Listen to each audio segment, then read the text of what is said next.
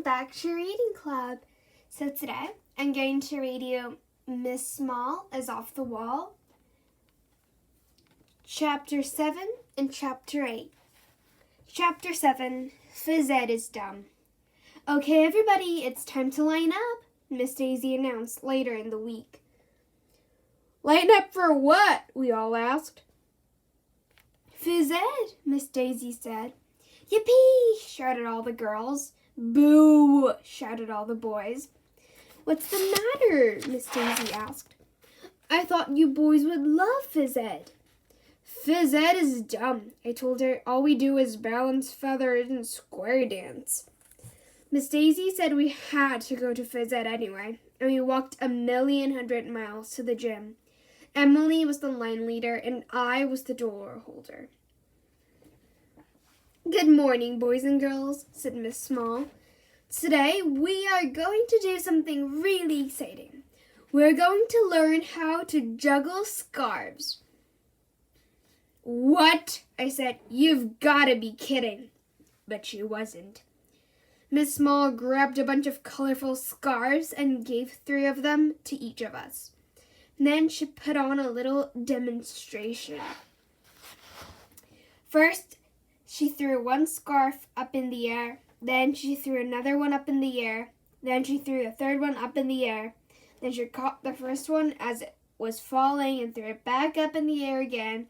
And she kept doing that with all 3 scarves over and over. It looked pretty cool, I had to admit. How can you juggle 3 scarves with just 2 hands? I asked. It's easy because the scarves float in the air, Miss Small said. This will improve your eye-hand coordination. With a little practice, you'll be able to juggle 3 balls or 3 clubs or 3 of just about anything. Miss Small blew her whistle and told us to give it a try. I threw a scarf up in the air, and I threw another one. By the time I threw the 3rd scarf up in the air, the 1st scarf had already fallen on the floor, and the 2nd scarf had landed on my head. My scarves are busted, I complained. They don't float long enough. I need another set of scarves. Miss Small gave me 3 more scarves, but the same thing happened. Every time I tried to grab a scarf out of the air, the other 2 were on the ground already. Juggling scarves was dumb, I decided. It wasn't a sport. They don't have any World Series for scarf juggling. There's no scarf juggling Super Bowl. They don't give out any medals for scarf juggling in the Olympics. Juggling scarves was just about as dumb as curling. I looked around to see how Ryan and Michael were doing. They weren't exactly good at juggling the dumb scarves either. In fact, there was only one kid in the whole class who was keeping all 3 scarves up in the air. Andrea Young. Way to go, Andrea, yelled Miss Small. You have excellent eye-hand coordination. Then she gave Andrea some certificate that said she was an expert scarf juggler. Thanks, Miss Small, Andrea said. Juggling scarves is fun. I'll show her some eye-hand coordination. I'd like to coordinate my fist right into her eye. Chapter 8, Ghost in the Graveyard. When I got to school the next week, Ryan and Michael got to me as I was putting my backpack in my cubby. Check out you now, ho, they said. At the front of the classroom, Andrea was juggling again, but she wasn't juggling scarves this time. She was juggling 3 apples. She had all of them up in the air at the same time.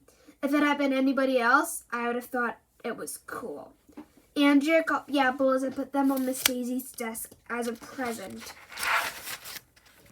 What a little brown-noser. Thank you, Andrea, Miss Daisy said. That was wonderful. How did you learn to juggle? I practiced at home like Miss Small told us to, Andrea said. It was easy. I hate her. She should go off and become a juggling clown in the circus. Okay, everybody, it's time to line up, Miss Daisy announced. Line up for what? Phys Ed, Miss Daisy said.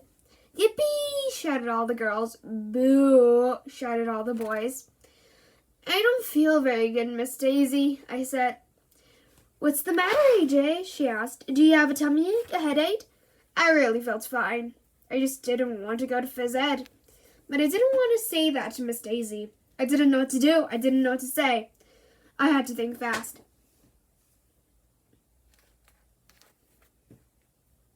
I think my tummy has a headache, I said, or maybe it's my head that has a tummy ache. Everybody laughed, even though I didn't say anything funny. I know a cure for that, said Miss Daisy. Really? I said. Sure, you'll feel fine about after an hour of phys ed. We walked the 1,100,000 miles to the gym. It was a really hot day, and I was already tired when we got there. Is everybody ready to play a game? Miss Small asked. She was jumping up and down with excitement like some little kid who never played a game before in her life. What do you think she's going to have us do now? Ryan whispered to me. Spin plates on sticks. I've got an idea for a game, I said, remembering to raise my hand. What game do you want to play, AJ? How about chess? Chess? Asked Miss Small. Don't you want to play a game where you get to run around and jump up and down and have fun? I'm a little tired of fun, I said.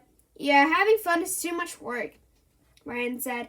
How about we have a contest to see who can sit around and do nothing the longest, suggested Michael. Oh no, we're going to have lots of fun today, said Miss Small. We're going to play a game called Ghost in the Graveyard. That sounds scary, said that cry baby Emily.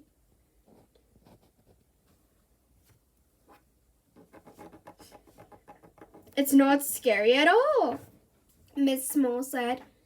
It's fun. Let's go out to the playground. So we all went out to the playground. Miss Small told us that the swings would be home base and that she would be the ghost. I'm going to hide, she said, and you have to find me. The person who spots me yells, Ghost in the Graveyard, and everybody has to run back to home base before I tag you. If I tag you before you get back to the swings, you become the ghost in the next round. We all covered our eyes, and Miss Small ran off to hide. 1 o'clock rock, we chanted. 2 o'clock rock. 3 o'clock rock. 4 o'clock rock. When we reached 12 o'clock, we all shouted midnight and uncovered our eyes. Where is she? Asked Michael. I don't see her anywhere. She's hiding, silly, Andrea said. We looked all over for Miss Small.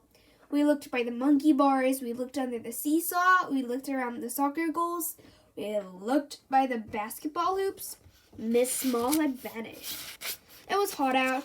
We were tired from all that looking. We sat in the shade of a tree to talk things over. Let me think, Andrea said. If I was Miss Small, where would I be?